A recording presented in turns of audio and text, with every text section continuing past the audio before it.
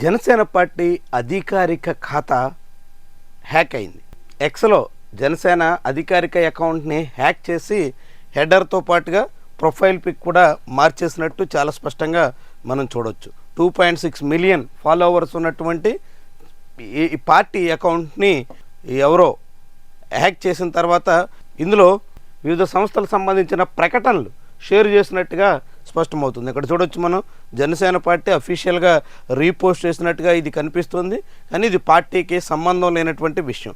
దాదాపు ఇట్లా ఈ అకౌంట్ హ్యాక్ అయ్యి 24 గంటలు గడుస్తుంది. కానీ ఇప్పటి వరకు తిరిగి మళ్ళీ అకౌంట్ని ఆ పార్టీ అధికారికంగా రివైవ్ చేసుకున్న దాఖలాలు కనిపించట్లేదు. వరుసగా 3-4 ఎలాంటి ఎండ్ ఆఫ్ ట్వీట్ అన్నట్టుగా, తర్వాత ఈ హవర్ గ్లాస్ అనేటువంటి పేరుతో ఇలాంటివన్నీ ఇక్కడ చేసినట్టు రీపోస్ట్ చేసినట్టుగా చాలా స్పష్టంగా 6-7 ట్వీట్లు అయితే ఇక్కడ కనిపిస్తున్నాయి. ఈ ఎప్పుడు జరిగింది, ఎందుకు చేశారు, ఎవరు చేశారు అన్నది కూడా ఇంకా అధికారికంగా నిర్ధారించుకున్న దాఖలాలు లేవు. నిన్న జనసేన పార్టీ అధినేత పవన్ కళ్యాణ్ DCM పర్యటనకు సంబంధించినటువంటి పోస్టు నిన్న మధ్యాహ్నం జరిగింది. అప్పటి నుంచి అకౌంటు జనసేన చేతిలోంచి చేజారిపోయినట్టుగా భావించాల్సి ఉంటుంది.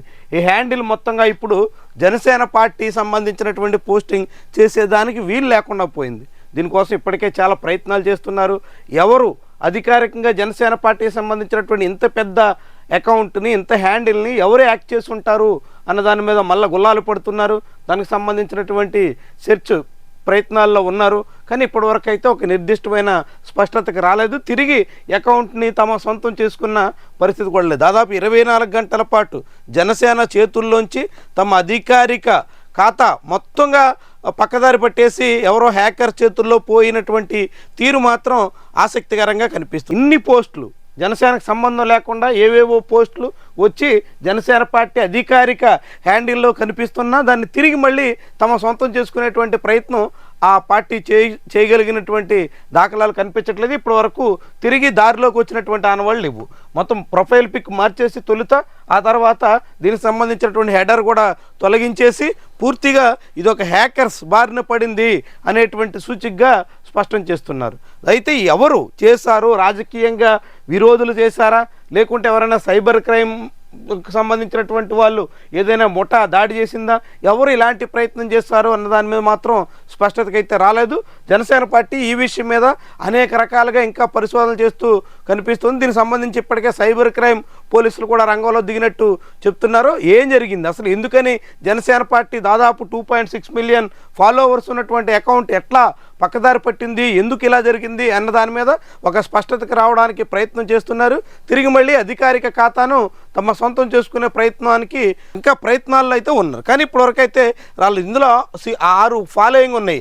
వీటికి సంబంధించినటువంటి అకౌంట్స్లో ఇప్పుడు పోస్టింగ్స్ జరుగుతున్నాయి. పవన్ కళ్యాణ్ సంబంధించి ఈరోజు పోస్టింగ్స్ అన్ని జనసేన శతగ్ని ఈ అకౌంట్లో చేస్తున్నారు.